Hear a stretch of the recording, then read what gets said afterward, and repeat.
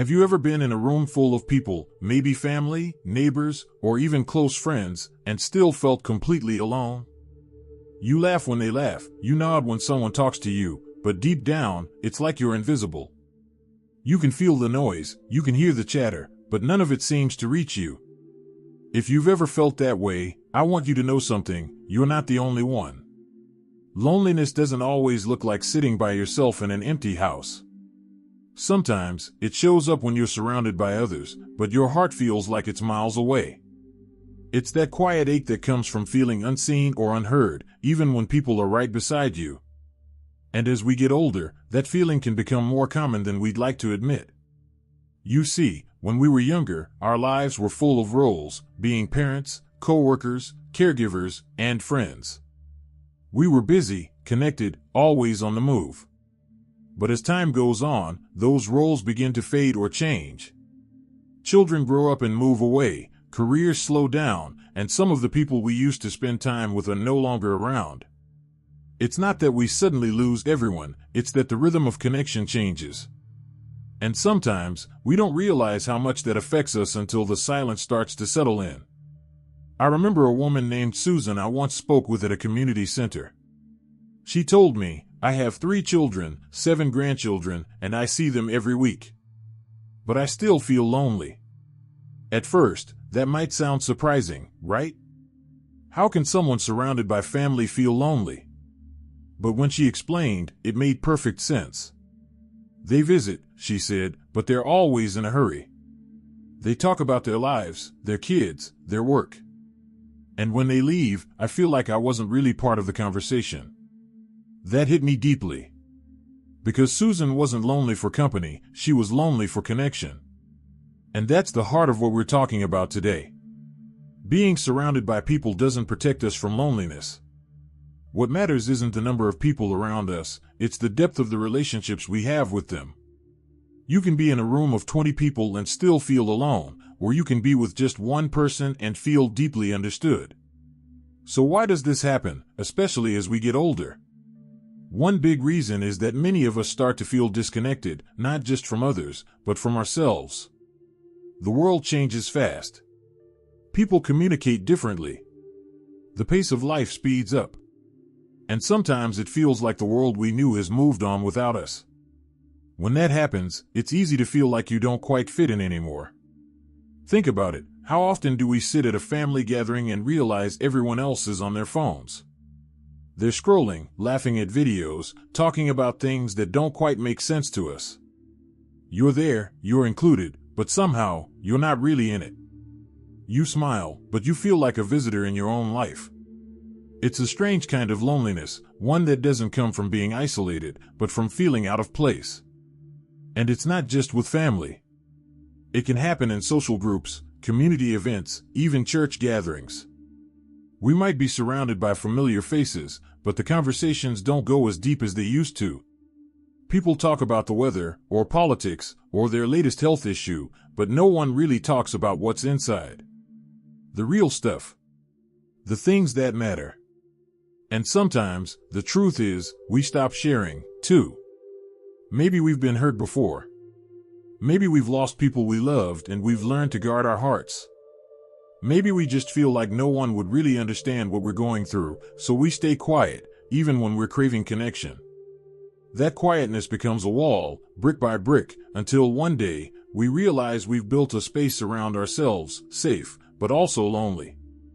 But here's something I want you to remember: feeling lonely doesn't mean there's something wrong with you. It means you're human.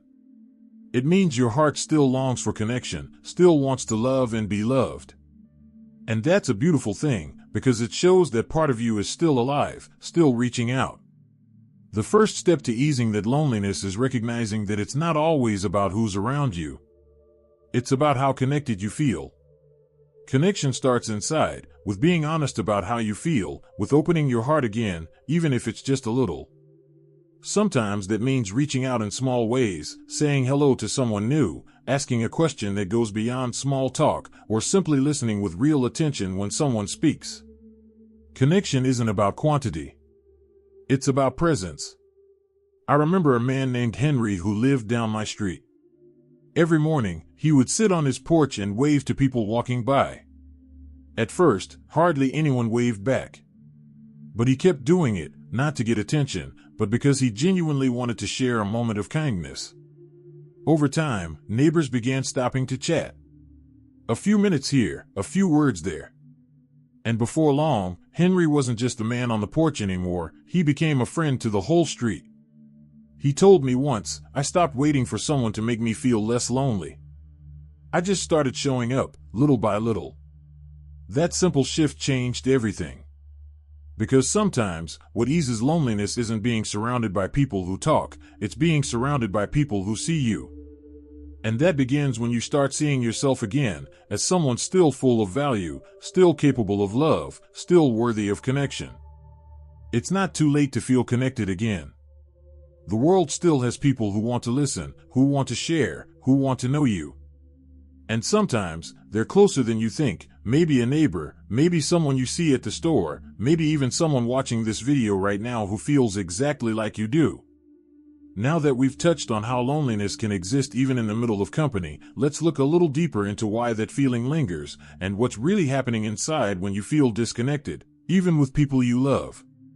Watching and feel that these insights are meaningful. Please type number 2 in the comments to let me know you're still with me.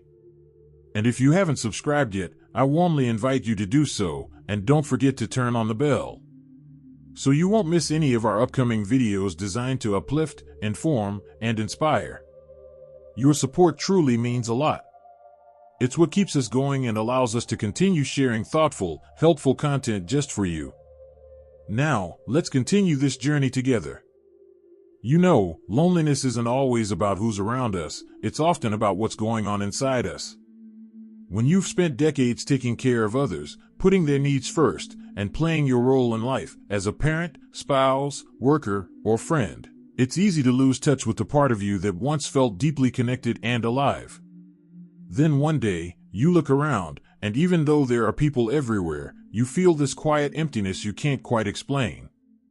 Part of that emptiness comes from something many of us never talk about: expectations. We expect that if we're around family, we should feel happy. We expect that if we go to social events, we should feel connected. And when we don't, it confuses us. We start wondering, what's wrong with me? Why do I feel so alone when I shouldn't? But here's the truth, there's nothing wrong with you. What's happening is that your heart is craving something deeper than surface-level connection. You're longing for emotional closeness, the kind where you can be your true self, without pretending everything's fine. You want someone to ask how you're really doing, not just how your blood pressure is or whether you've eaten lunch. You see, loneliness isn't cured by noise. It's eased by understanding. And that kind of understanding doesn't happen in crowded rooms, it happens in quiet moments, honest conversations, and simple acts of care. One woman I met, named Margaret, told me something that stuck with me. She said, I go to the senior center 3 times a week. I play bingo, I have coffee with the ladies, and I laugh, but when I get home, the silence hits me like a wave. I asked her what she thought was missing. She thought for a while and said softly, I miss being known. Not just seen, but known. That's powerful, isn't it? Because that's what most of us truly want, to feel known, valued, and understood. We may have people to talk to, but if those conversations never go beyond the surface, the loneliness remains. And here's where it gets tricky. Sometimes, we unintentionally contribute to that loneliness ourselves. Over the years, we learn to stay polite, to avoid being a burden, to keep our true feelings tucked away. We say, I'm fine even when we're not. We listen to other stories, but we rarely share our own anymore. And when we stop sharing, the connection starts to fade. We forget that opening up, even a little, invites others to do the same. When we say, you know, I've been feeling a bit lonely lately, it doesn't make us weak. It makes us human. And it gives others permission to be human too. There's another layer to this as well, the kind of loneliness that comes from change. As we age, our world gets smaller in ways we don't expect. We might move to a new neighborhood, lose a loved one, or watch old friends drift away. Even our routines change. We might stop driving, stop working, or find it harder to do the things we used to enjoy. Those changes quietly reshape our days. The house gets quieter. The phone rings less often. The world outside feels faster, busier, and sometimes a little more distant. It's not that people don't care, it's that life keeps pulling everyone in different directions. And somewhere in that shuffle, we start to feel like we've been left behind. But let me tell you something important. Just because your world feels smaller doesn't mean your life has less meaning. Connection can still grow, even in small spaces, even in new ways. Sometimes, it's not about finding more people, it's about finding the right kind of moments. Think about the times you've had a genuine talk with someone, maybe a neighbor who shared a memory from their past, or a grandchild who asked about your younger days. That feeling of being truly heard? That's connection. And it can start anywhere, at the grocery store, during a walk, even online. There's also another truth we often overlook. Loneliness sometimes isn't about other people at all, it's about how we feel about ourselves. When you've spent your whole life being needed, as a parent, a worker, a friend, it can be hard to adjust when those roles change. You might wonder, who am I now that no one depends on me the way they used to? And that question can stir up a deep sense of emptiness, even when others are nearby. That's why reconnecting with yourself is just as important as reconnecting with others. What do you enjoy? What makes you feel alive? It could be something simple, a hobby you used to love, a song that brings back good memories, or even volunteering for something that gives your days purpose again. Because purpose, my friend, is one of the most powerful ways to fill the space that loneliness leaves behind. When you do something meaningful, no matter how small, you start to rebuild that bridge between you and the world. You remind yourself that you still have so much to give, so much to share. I remember an older gentleman named George who used to come to a local park every morning. He'd bring birdseed and scatter it for the pigeons. One day, I asked him why he did it every single day, rain or shine. He smiled and said, "Because they know me. They come to me. And for a few minutes, I feel like I belong again." It might sound simple, but that little ritual gave him connection, not through words, but through care, through routine, through being part of something alive. That's the beauty of connection. It doesn't always need people to start. Sometimes it begins with simply showing up for life again. When we begin to notice the world around us, the smell of the morning air, the warmth of a smile, the sound of laughter, loneliness begins to loosen its grip. Because it reminds us that we're still here. Still part of something bigger. And as we rebuild that relationship with ourselves, something wonderful starts to happen. We attract deeper, more genuine connections with others. People can sense when your heart is open, when your energy feels welcoming again. And slowly, those empty moments start to fill with meaning, one small encounter at a time. Now that we've explored how loneliness often stems from unmet emotional needs and changes in our sense of self, let's take a closer look at how you can begin transforming loneliness into connection, and even find peace and contentment in your own company. You know, as I've gotten older, I've realized something powerful about loneliness. Sometimes, it's not a punishment. It's a message. It's life's way of whispering, slow down and come back to yourself. For so many years, we've been busy doing, helping, fixing, rushing. But when the noise quiets down, when the house feels empty, or the phone stops ringing, what we're left with isn't just silence. It's space. And what we choose to fill that space with makes all the difference. I've met so many people who say, "I just can't stand being alone." But when you look closer, it's not the aloneness they fear, it's the stillness. It's being alone with their thoughts, their memories, their regrets. But here's the thing, that stillness isn't the enemy. It's an invitation. It's a doorway to rediscover who you really are, beyond the roles you've played and the people you've cared for. Think about it. For decades, your life was probably centered around others, raising kids, managing a household, supporting a spouse, working long hours, or looking after parents. Your time was never truly yours. And now, when that quiet sets in, it can feel unfamiliar, even uncomfortable. But what if that quiet isn't loneliness? What if it's your soul asking for your own attention for the first time in years? I remember a woman named Evelyn who told me, after my husband passed, the silence in the house felt unbearable. I used to turn on the TV just to hear another voice. But one day, I decided to leave it off. I sat there in the quiet, and it was the first time I heard my own thoughts clearly. I cried, then I laughed, then I realized I wasn't as broken as I thought. I was healing. That's the beauty of solitude. When we stop fighting it, it stops feeling like loneliness. It becomes peace. It becomes a friend. And that's something I want you to remember. Being alone doesn't mean being lonely. Some of the most peaceful people in the world live alone. The difference is, they've learned to make friends with their solitude. They've filled their time with purpose, with curiosity, with gratitude.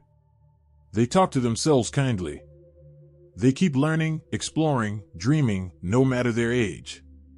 Maybe that's the real secret, not escaping loneliness, but transforming it. Turning it into something softer, something nurturing. You can start small. Maybe take yourself out for coffee and bring a notebook. Write down 3 things you're grateful for that day. Or sit in the park and watch the world go by, the children playing, the trees swaying, the sunlight on the benches.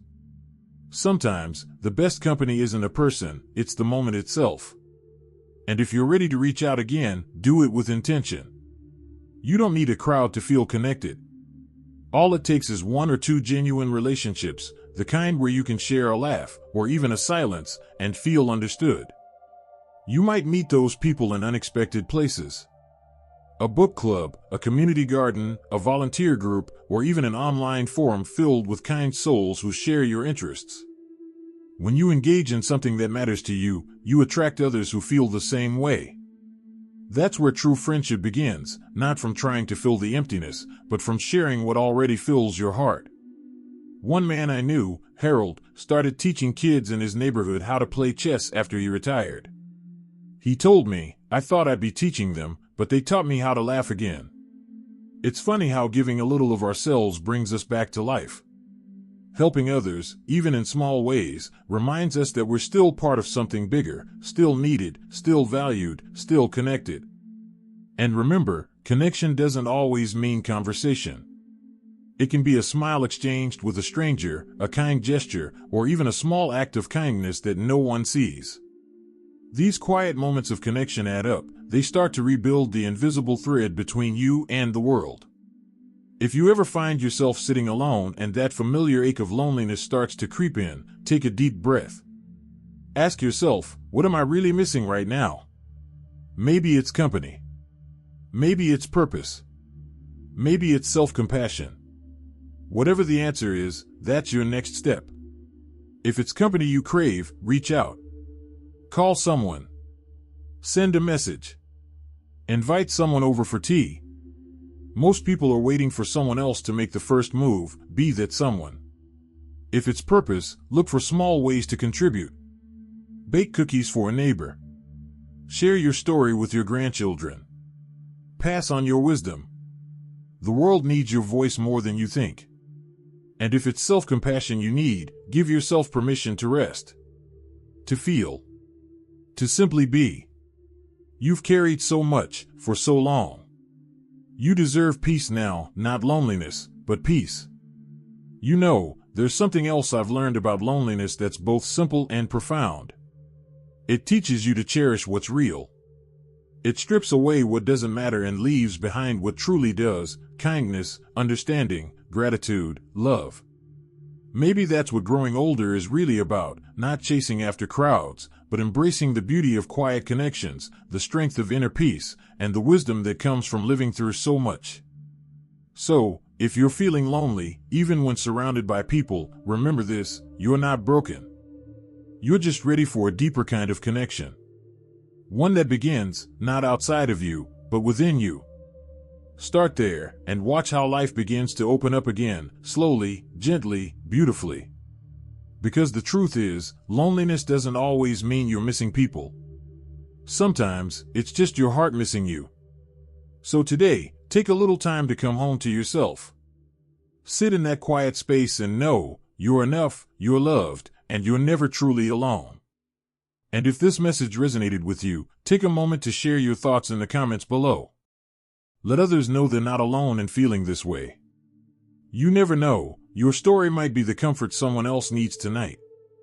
Don't forget to like this video, subscribe for more heartfelt talks like this, and remember, life doesn't stop being beautiful after 60. In fact, this might just be the chapter where you finally learn to fall in love with your own company. Here's to you, to peace, to presence, and to finding joy in every quiet moment.